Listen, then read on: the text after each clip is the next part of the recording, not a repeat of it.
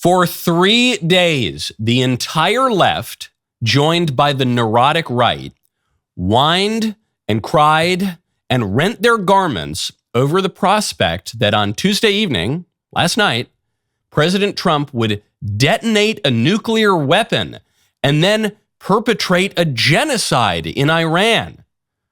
The hysteria was based on President Trump's tweet on Easter Sunday telling Iran to, I'm paraphrasing, open the effing Strait or they would all be living in hell after he wiped out their civilization. Praise be to Allah. Now, some of us, a small number of us actually, on the right, were not particularly worried.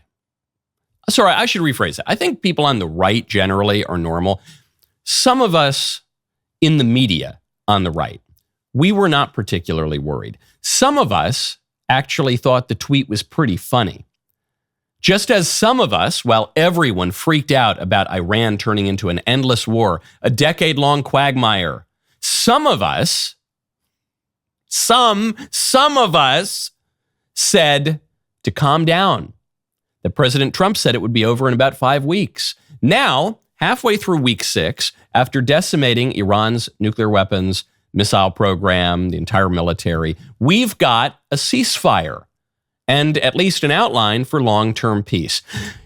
Despite my profound distaste for saying I told you so, we will get into what that peace deal with Iran means, as well as, and this is crucial, turning back to domestic matters, as well as the mass amnesty bill that squish Republicans are trying to sneak through Congress while the rest of us were all distracted by Iran. I'm Michael Knowles. This is The Michael Knowles Show.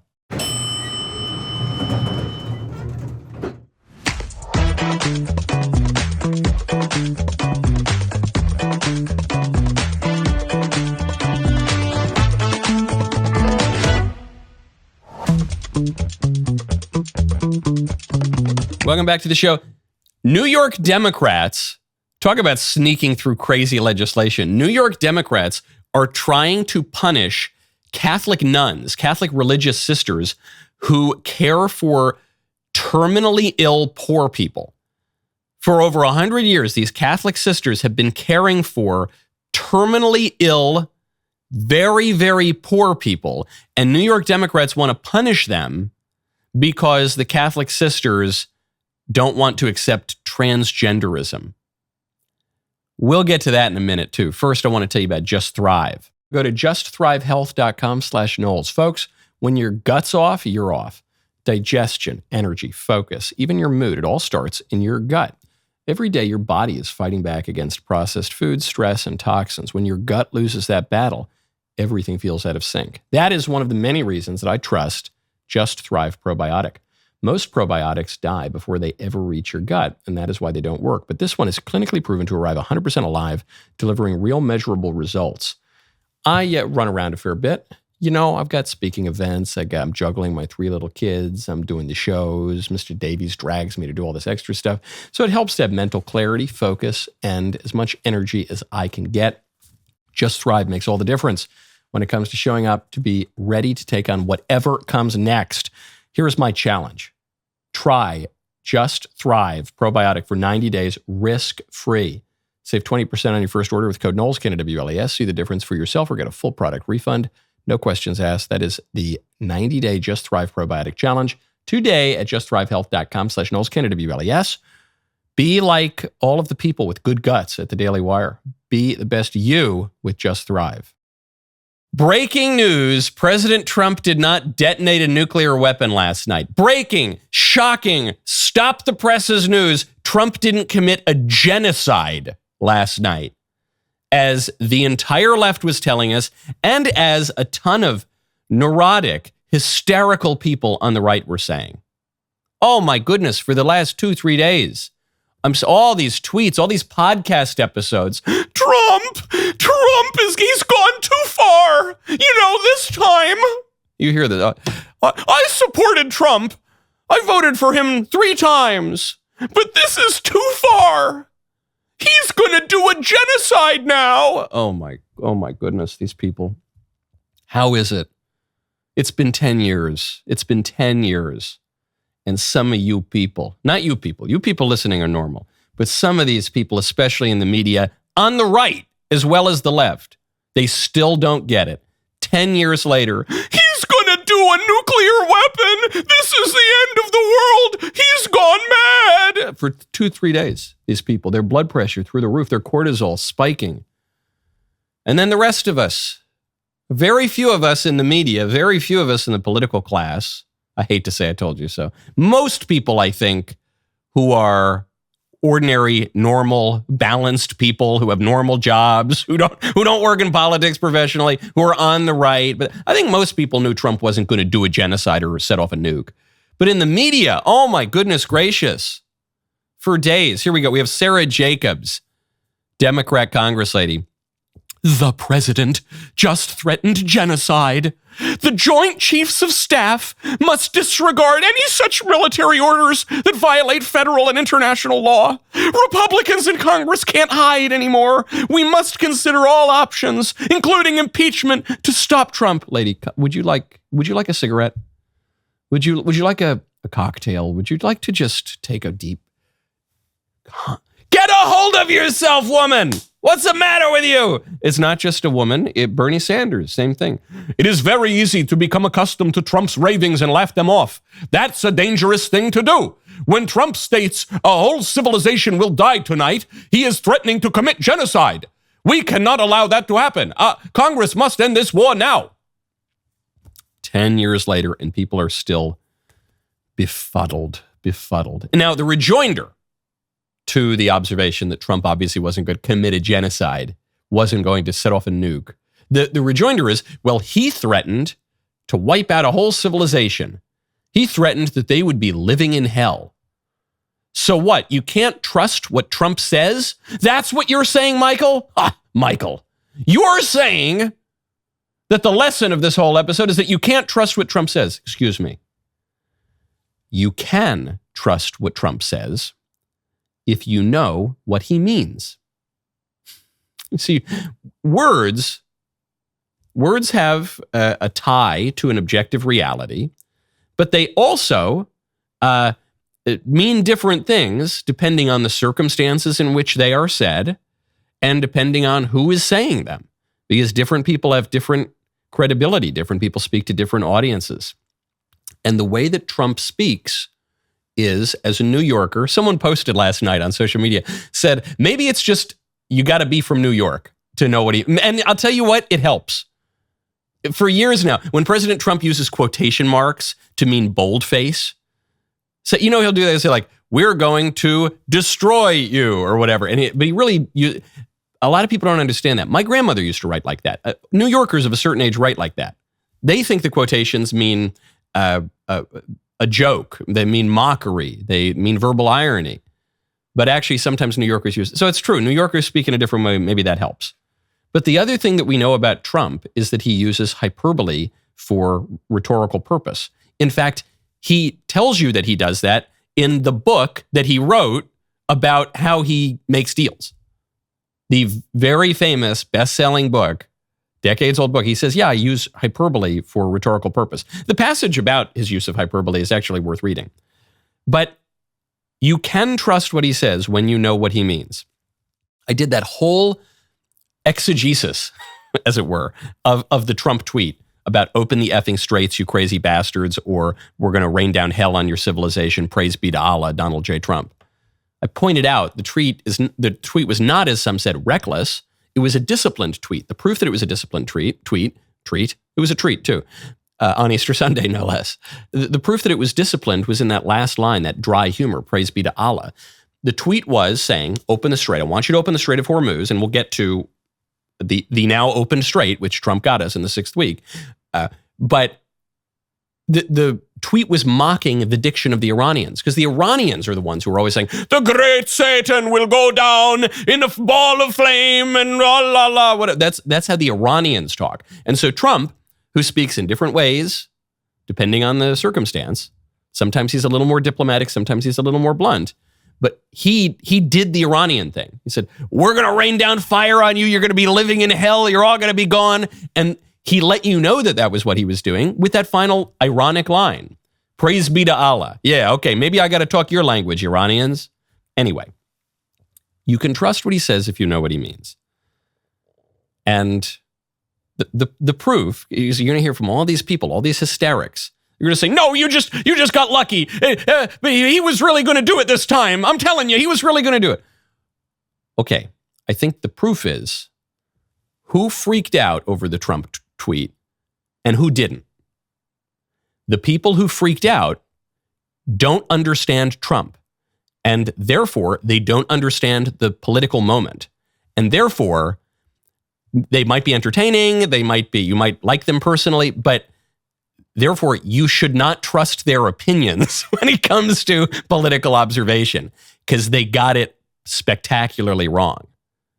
And those of us who didn't freak out, those of us who kind of chuckled along with it, those of us who were completely right in this very high stakes moment, maybe those of us who said and did those things, maybe we have a better grasp on what's going on in politics. I don't know. I would never say such a thing because I hate to say I told you so. The further proof, before we get to the DIGNIDAD Act, before we get to what this means in Iran, the further proof that these guys just look completely foolish is that they've now flipped their criticism. 12 hours ago, they were criticizing Trump for bombing Iran, for potentially dropping a nuke on Iran. Immediately after he didn't do that, after he stopped the war, actually stopped the war because we have a 2-week ceasefire, immediately afterward, they criticized Trump for not nuking Iran. We'll get to that momentarily. First, I want to tell you about Mizzen and Main. Go to mizzenandmain.com, promo code Michael20. Most dress shirts make you choose between looking sharp or feeling comfortable. Our sponsor, Mizzen and Main, is the rare brand that delivers both. Imagine the white dress shirt you wish you could wear all week. Crisp, comfortable, effortlessly stylish, from morning meetings to after-hours plans. That is what Mizzen and Main delivers in an even better way. Mizzen and Main is not just another clothing brand trying to chase trends. They actually invented the performance fabric dress shirt more than a decade ago. Since then, they have perfected it. Their shirts and their pants look sharp and professional, but they're also breathable, stretchy, moisture-wicking, wrinkle-resistant, so you throw them in the wash without ever worrying about dry cleaning or ironing. I especially love their polo shirts. I think they look really, really sharp. Nice class to them, a little bit of subtlety, not too minimalist. They're just great. Looks really, really great. Right now, Mizzen and Main is offering our listeners 20% off your first purchase at mizzenandmain.com, promo code Michael20. That is Mizzen, spelled M-I-Z-Z-E-N, and Main, M-A-I-N.com. Promo code Michael, M-I-C-H-A-E-L, 20 for 20% off. Mizzenandmain.com, promo code Michael20. If you'd rather shop in person, you can find Mizzen and Main stores in select states. The biggest tell that these guys just don't know what they're talking about, mostly on the left, a little bit among the hysterics on the right. And here's a figure who fits both those camps. Bill Kristol. He's now on the left, but he is also an hysteric from the right. They immediately flipped from criticizing Trump for nuking Iran to criticizing Trump for not nuking Iran. Bill Kristol tweets out last night, the mother of all tacos, Taco Tuesday. What do they mean by taco?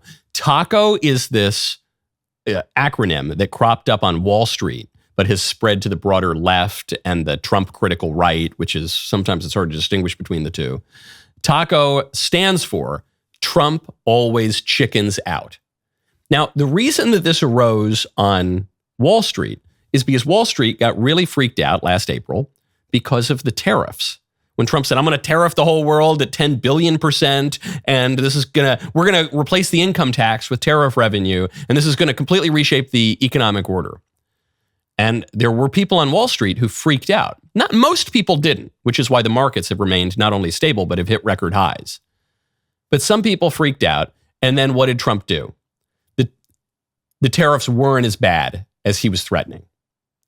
Trump will threaten a 100% tariff on a country, and then he'll bring it down to 38%. And then maybe he'll bring it down to nothing. But then maybe that country does something he doesn't like. He threatens to bring it up to 15% again.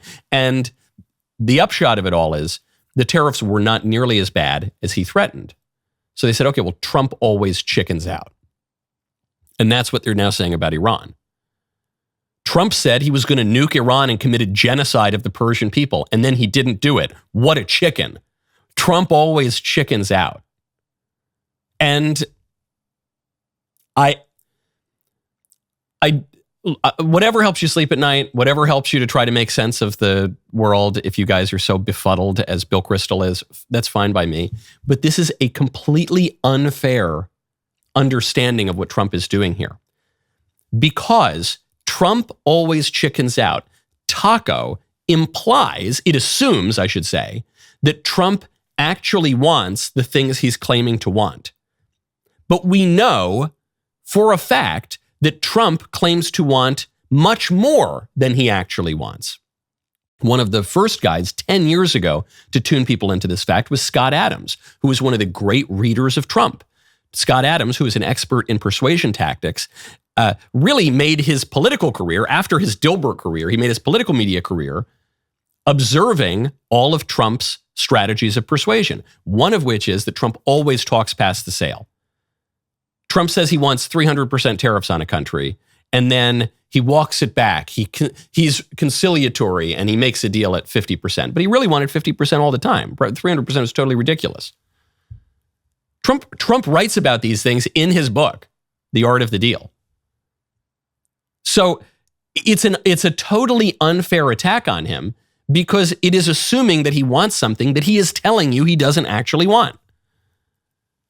It's an incoherent criticism. We should call Taco, it should be tactical accentuation of critical objectives.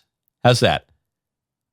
Is that Trump accentuates critical objectives? Instead of Trump always chickens out, Trump accentuates I like tactical is better. Tactical accentuation of critical objectives.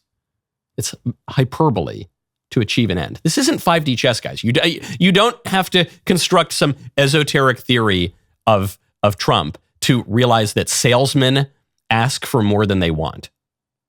That's not. I don't think I'm the crazy one for pointing out that great salesmen talk past the sale. That's like sales 101. That's what he's doing. And if it takes genius political philosophers like Bill Kristol to explain it as cowardice or something, okay, whatever. Regardless, Trump, we now have a 2-week ceasefire. The Strait of Hormuz is opening under certain conditions. The war hawks are really upset about this. Reportedly, the Israelis are kind of upset about this. Trump seems happy about it, but people are accusing him of cowardice. That's the whole point of the Taco attack. And I just want to point something out. I've thought about this. Since we hit the end of the 5th week on Iran, I was thinking about ways that Trump could fulfill his promise to scale this thing back after 5 weeks, which he has done, by the way. He did it 4 days late. But I'll give him a little wiggle room. He actually did what he said he was going to do. Is there a way to do it without ceding American strength, without seeming like you're a coward? And then I was going back through history and thinking about the greatest presidential examples of American strength in recent memory. Who are they? Okay, the first one, Ronald Reagan, right? Peace through strength. That was his slogan. Peace through strength. That cowboy, Ronald Reagan. Mr. Gorbachev, tear down this wall. Won the Cold War for America. How did Reagan react in 1984 to the Beirut barracks bombings? When Hezbollah, that is to say, when Iran killed over 200 soldiers. There's 241 Marines killed in the Beirut barracks bombings. What did Reagan do? Did he nuke Iran? Did he get into a decade-long ground invasion of Iran? No, you know what he did? He removed the Marines from Lebanon. Now, you might say, well, that was cowardice. That was terrible. The only point I'm making, the only descriptive point I'm making is that Ronald Reagan is one of the great symbols, universally understood, of American military strength abroad. And when he was in a very similar situation to Trump, with the same enemy, he pulled back. His tactic was restrained, was not escalating, even after a major provocation from Iran.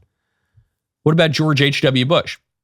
George H.W. Bush was actually the president during the literal end of the Cold War, when the Berlin Wall actually came down. George H.W. Bush, who invaded Iraq, don't you remember, in the Gulf War, what did he do? Did he occupy Iraq for 10 years, 20 years? No. He stopped short of toppling Saddam. He stopped short of regime change. He pulled out. He's considered not only one of the great foreign policy presidents, but a symbol of American strength. What happened just after George H.W. Bush? Remember when Black Hawk Down happened in Somalia? Killed 18 troops. Not that we look to Bill Clinton for great advice, but what did he do? He pulled out of Somalia.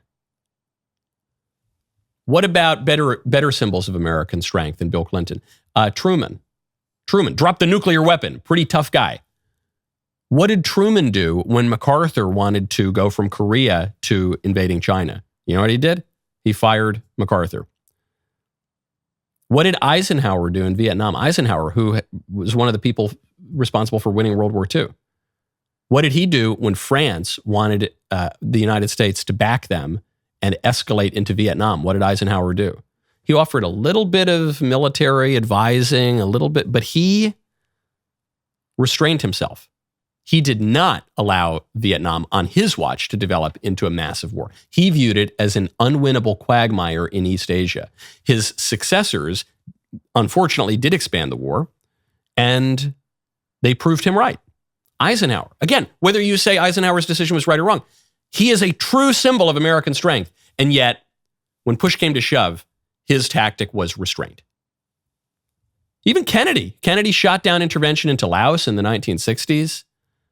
Kennedy backed down. He was restrained in the Cuban Missile Crisis. It was one of the great victories, supposedly, of the Cold War, was that we didn't end up in nuclear war with Russia because Russia removed the missiles. The only reason Russia removed their nuclear weapons was because Kennedy removed his missiles from Turkey. Even in that issue, it was restraint. So I'm just pointing out, regardless of what you think about the Iran war, and there's a scintillating New York Times report on how we actually got into the strikes on Iran, which we'll get to momentarily, before getting to the DIGNIDAD Act. But regardless of your view on the war and the strategic objectives and getting rid of the mullahs and democracy for Iran and the nuclear, I just want to point out, being a strong president, a symbol actually of American strength, and being restrained in your foreign policy, pulling back, not escalating, those two things are not necessarily opposed. In fact, in almost all the examples I can think of in recent history, they go together. Now, before we get to anything else, I want to tell you about Shopify. Go to shopify.com/Knowles. Folks, when you start a new endeavor, we've started a lot around here. Mayflower cigars, my beautiful candles, my sweaters, obviously the show. When you start a new endeavor, the big fear you have is, what if this fails? Well, one thing that can give you a huge advantage to prevent you from failing, helping you to succeed, is Shopify. Shopify is the commerce platform powering millions of businesses around the world and 10% of all e-commerce in the US, including our very own DailyWire shop. Getting started is super easy with hundreds of ready-to-use templates. You can build a beautiful online store that matches your brand style. Shopify is packed with a helpful AI tool that can write product descriptions, page headlines, even enhance your product photography, so you can accelerate your efficiency, whether you're uploading new products or improving existing ones. If you need to get the word out, Shopify helps you find your customers with easy-to-run email and social media campaigns, making it feel like you have a marketing team behind you. It's just great. It's wonderful. Obviously, we use it. We trust it for a lot of our products. It is time to turn those what-ifs into with Shopify today. Sign up for your $1 per month trial at shopify.com/Knowles. That is shopify.com/Knowles. Shopify.com/Knowles. Really fascinating New York Times report. Now, I know, grain of salt when we're talking about New York Times reporting. This one is worth reading, or you can just listen to my very quick summary of what happened. But this is how we got into Iran. How did Trump get into Iran? That's the report. It's a very lengthy report by Jonathan Swan, Maggie Haberman. It opens up right at the top, subheader, in a series of situation room meetings, President Trump weighed his instincts against the deep concerns of his vice president and a pessimistic intelligence assessment. Here is the story of how he made that fateful decision. So right off the bat, we see that the leading voice against the strikes in Iran from the administration, according to the New York Times, Vice President J.D. Vance. Now, you will recall, before, during, and after the Iran strikes, I said, if I had been in the National Security Council, had I been in the room, I would have made the strongest arguments I could against the strikes.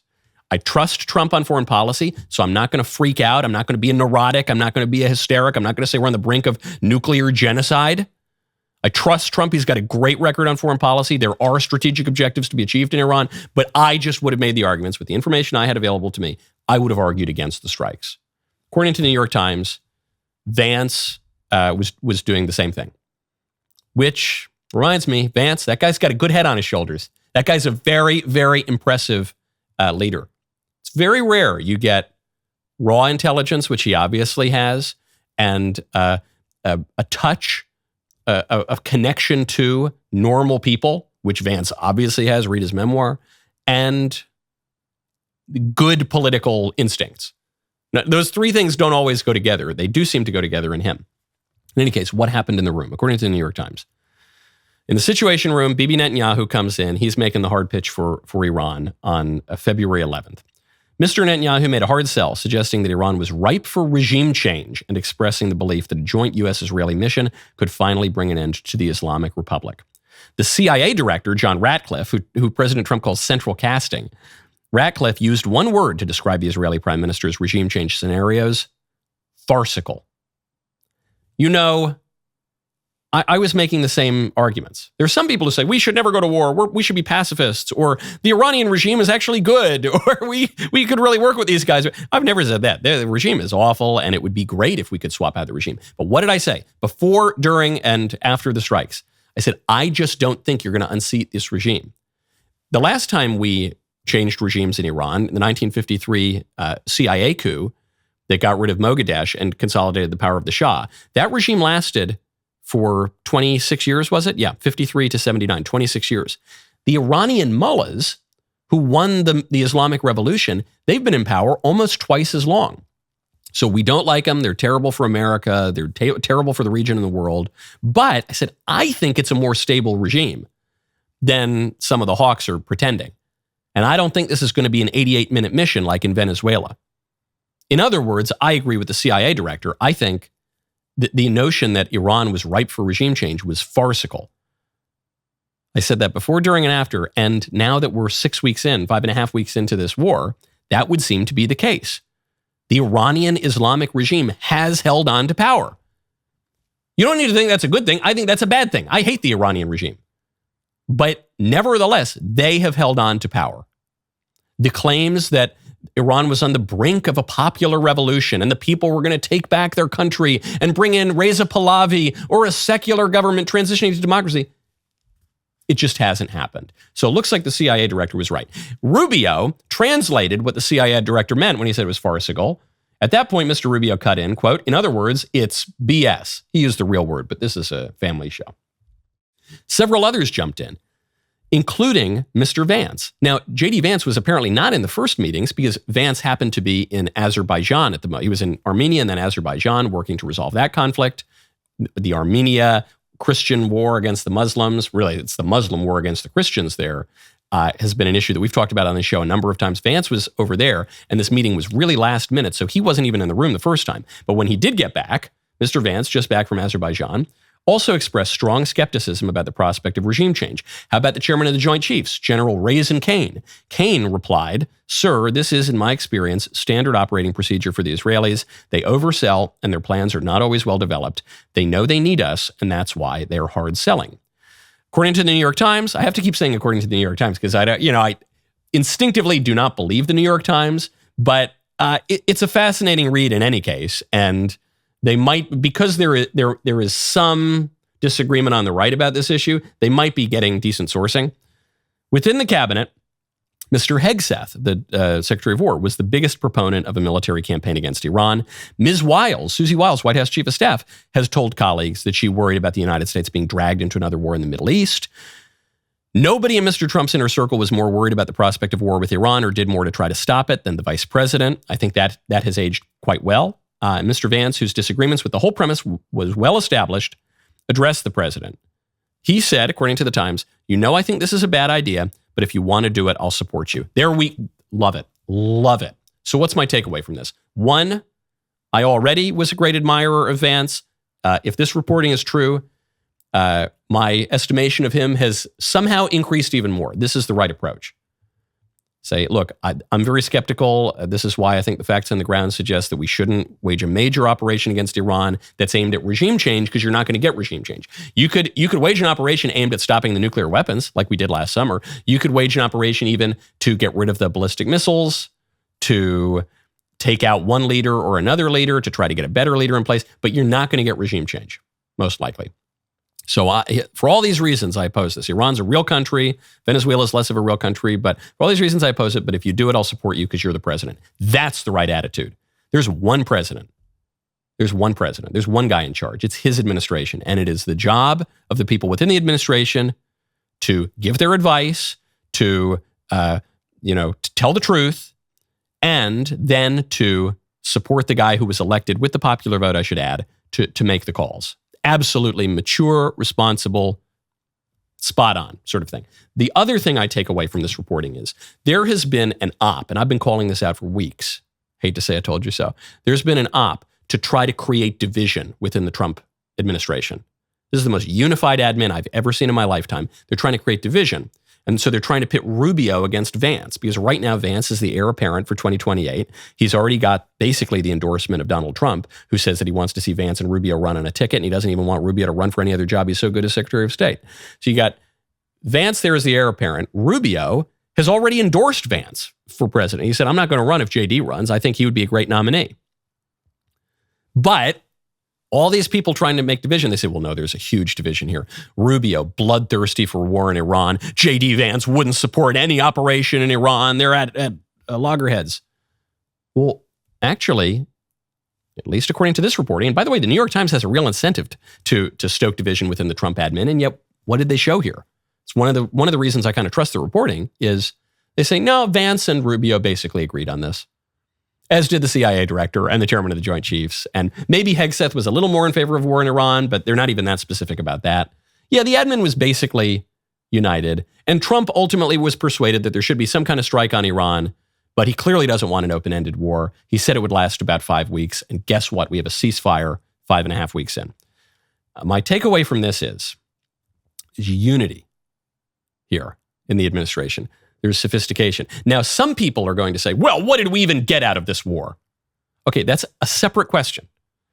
You people in the media and in the political class who were just completely wrong, spectacularly 180 degrees wrong about Trump dropping a nuclear weapon, about Trump perpetrating a genocide, about how long the war was going to go on. You were just completely wrong about everything. And now you have the temerity to come out and say, yeah, well, but we were actually right in principle. It's like, what was this war even for?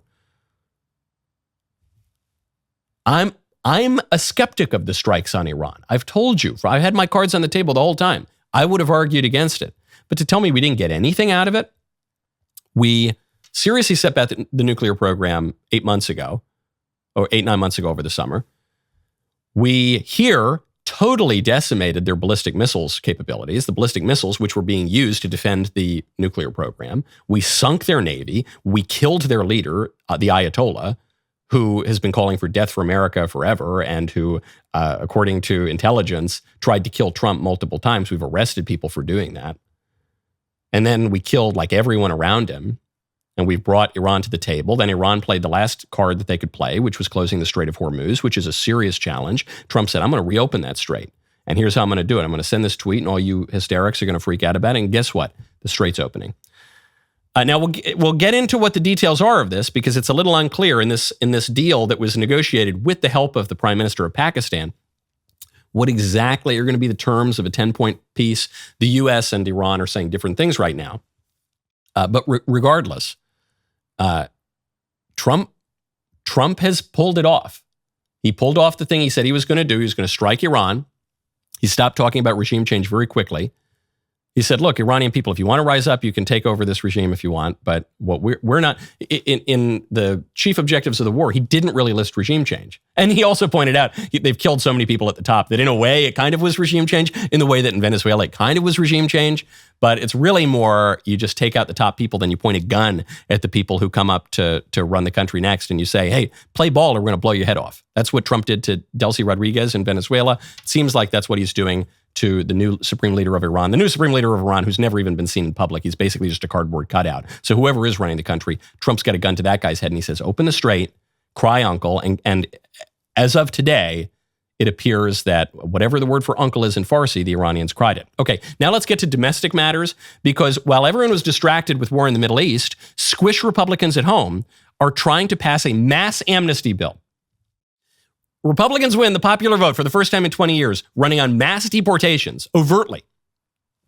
So the squishes in the Republican Congress, they say, I know what we need, mass amnesty. We'll get to that momentarily. First, I absolutely love my friend Pavel, who is a longtime assistant director here at DailyWire, but he's an on-camera figure too. You know him from Lady Ballers, from various on-air appearances backstage. Well, Pavel has a show. It could not be more timely. It's called Be a Man with Me. He has a kind of funny Polish accent. He's a giant, manly Pole. The latest episode of Be a Man with Me may just be the most intense yet. Pavel teams up with the Hendersonville Fire Department to find out what it really means to be a man. Check out this teaser. What's going on there? I just got reports that they got water on the fire, so they've made an entry on the A side, advanced down this hallway. They're in the fire room currently working on fire suppression. Come here. Come on in. Right here. Cool that ceiling. Damn! Cool the ceiling a little bit. All right. My name is Pablo, and be a man with me. No, I'm burning, bro. To see Pavel fight through 1,200 degree Fahrenheit burning buildings and more, go watch the episode now on the Be a Man with Me YouTube channel and DailyWire Plus. DailyWire Plus members can now chat live with the show. Ask your questions, join the conversation right now. Plus, don't miss our new show I am so excited about. I've wanted this show for a very long time. Wired In Live with the great Cabot Phillips, streaming live at 4 p.m. Eastern, Monday through Thursday, covering what's happening now, why it matters, joined by experts who are part of the story, not just paid to talk about it. Become a member, power everything that we do. We're very grateful for all of you. If you haven't joined yet, become a member, dailywire.com/subscribe. My favorite comment yesterday is from Frank K3D3N, who says the show logo is starting to look like Dunkin' Donuts. Is it really?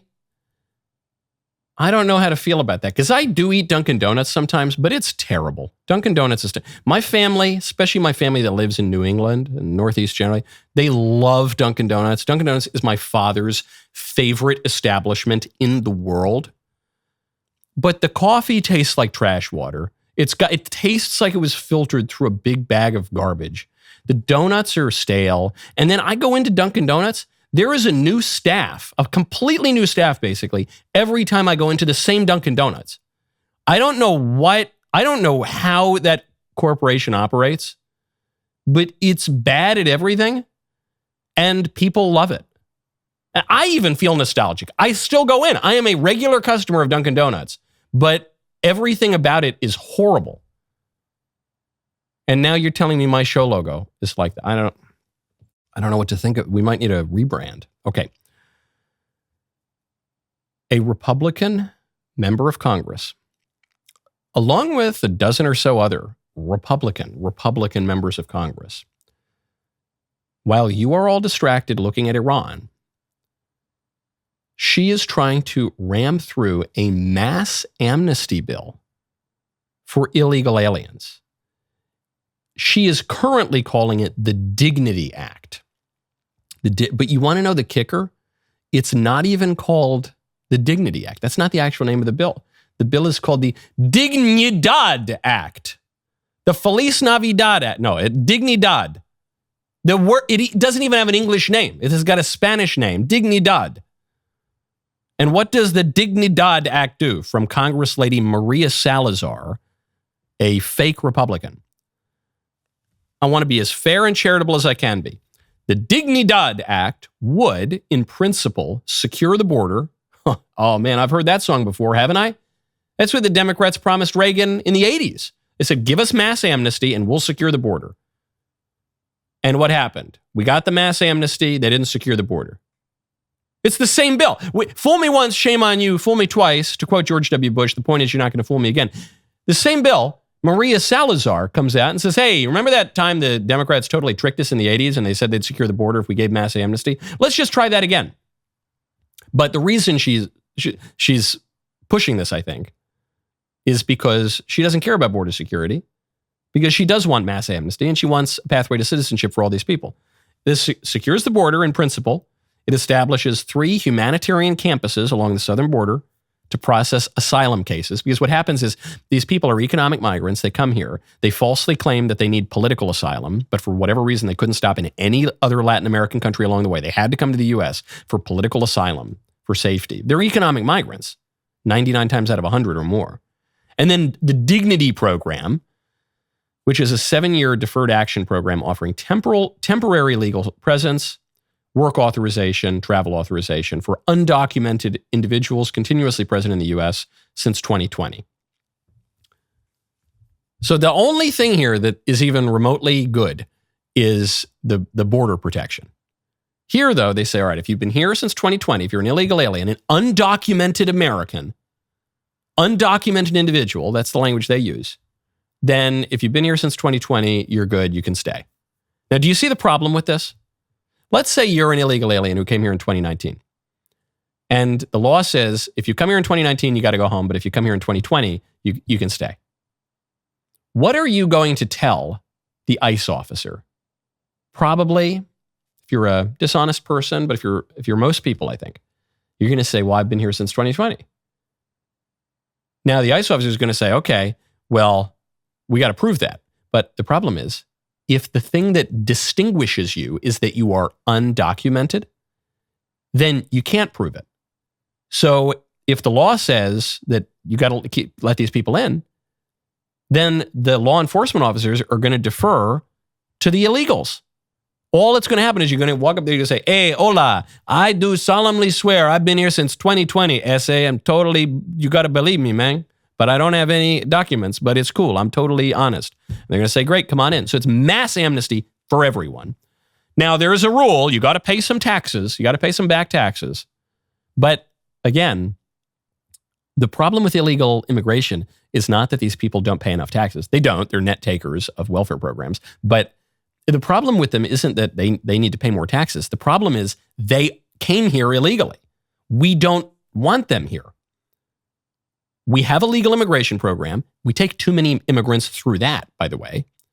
We now have the highest foreign-born percentage of the population we've ever had. It frays social solidarity. It just doesn't work. No knock on them personally. No knock on even any part of the world. It's just you can't take huge numbers of migrants and have your society continue to function. So the problem is not that they're not paying enough taxes. The problem is that they are here. They need to go home. Oh, and then the kicker, you know what the DIGNIDAD Act does? It's the DREAM Act. It's the thing that Obama and the Democrats tried to pass. It says that if you're a dreamer, what's a dreamer? A dreamer is this ridiculous euphemism that the Democrats came up with for younger illegal aliens. And they came up with it 15 years ago. The dreamers. And the dreamers, you think of these little doe-eyed 6-year-old kids brought here without their consent into America. The dreamers are like 50 now, okay? The dreamers are like fat, balding 50-year-olds. The doe-eyed dreamers. So it gives the Democrats the main amnesty legislation that they've sought for 15 years. This is just a joke. And then other people are finding other provisions of the law gets worse and worse the more you read it. According to Will Chamberlain, got to give a hat tip here for finding this bit of the bill. The DIGNIDAD Act prevents law enforcement from deporting gangsters because it prevents allegations of gang membership that are in state or federal databases from being used to determine whether or not someone is in a gang for the purpose of amnesty. So that guy, Kilmar Abrego Garcia, remember that one, Senator Chris Van Hollen's boyfriend who got deported to Bukele's camp, and then the Democrats whined and cried over this wife-beating illegal gangster being deported. You know, forget about the constituents. It's the wife-beating illegal gangsters. Those, we must protect them. They need their dignidad. A guy like Kilmar Abrego Garcia, who 2 judges said was a gangster, that guy would get legal residency here through this stupid bill. It would also increase illegal immigration, which is a big problem. We need no illegal immigration, and we need much less legal immigration. We have too many immigrants. It's no knock on some of my family were immigrants, legal immigrants, many, many years ago, well over a century ago. But we have too many of them. We got to chill out. This is what we do in America. When the country was founded, we had basically no immigration. Then we let in some immigration from some places. Then we closed off immigration again. And then 40 years later, we totally destroyed our immigration system and flooded the country with particularly problematic migrants that skewed social solidarity. But what this would do is increase the country cap from 7 to 15%.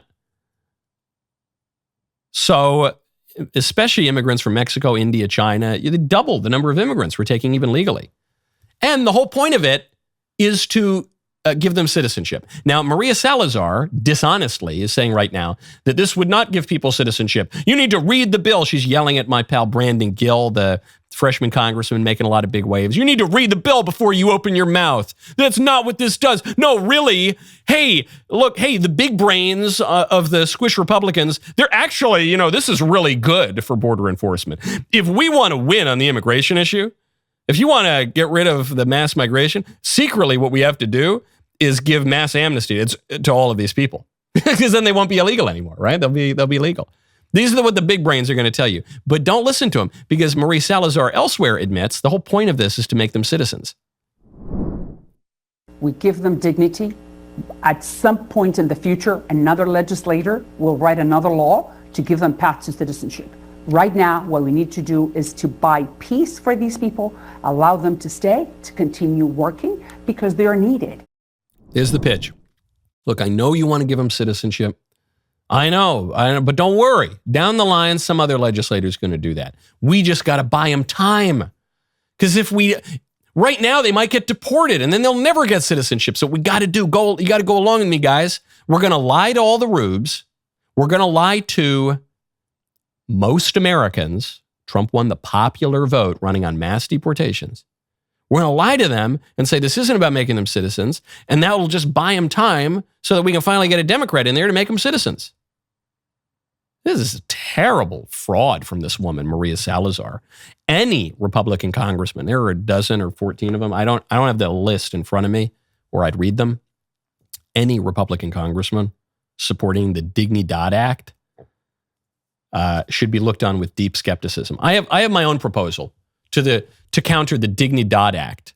I call it the point of the proposal will be to just deport these congressmen. The point of the proposal will be to get rid of these squish congressmen, at least to deport them from Congress, ideally from America. And I'm going to call it the NICS, obnoxious, querulous, useless ingrates. These are very ungrateful. The Republicans elect them to mass deportation. They're so ungrateful. They turn on them immediately.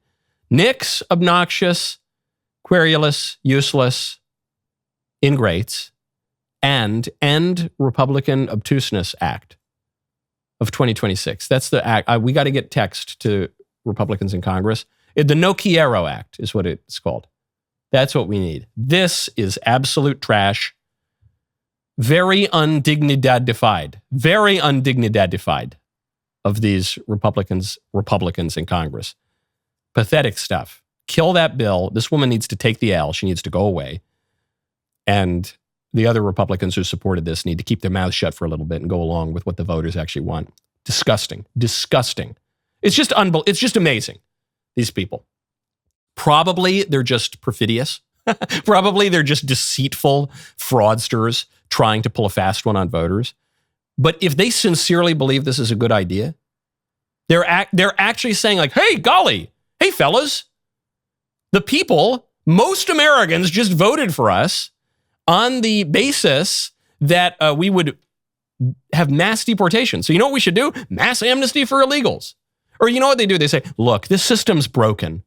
Look, the system is broken. Our immigration system's broken. And so what we need to do is make it worse in every way. We have to because it's broken.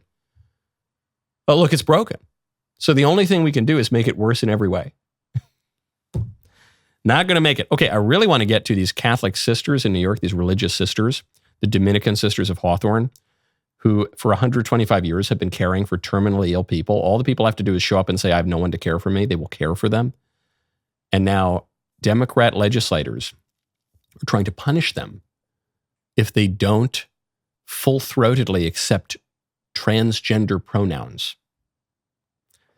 We don't have time. We'll get to that story tomorrow. Today is Work From Home Wednesday, and I didn't assign anything, and too bad. The rest of the show continues now. You do not want to miss it. Become a member. Use code Knowles, KNWLES at checkout for 2 months free on all annual plans.